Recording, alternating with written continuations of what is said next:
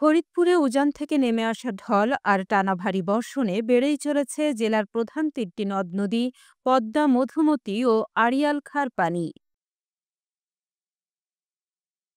রোববার পদ্মা নদীর পানি আরও ১ সেন্টিমিটার বেড়ে ৮.০৫ সেন্টিমিটারে গিয়ে প্রবাহিত হচ্ছে।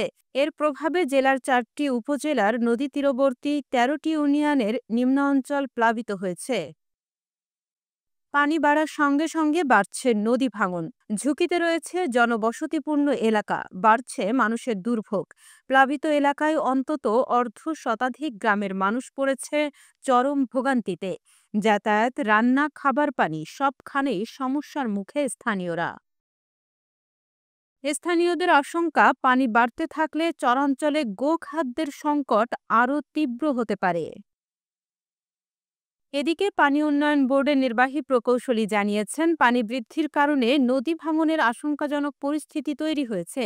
তারা ইতোমধ্যে গুরুত্বপূর্ণ স্থানগুলো চিহ্নিত করে বালি ভর্তি জিওব্যাগ ডাম্পিং করে ভাঙন ঠেকানোর চেষ্টা চালাচ্ছেন।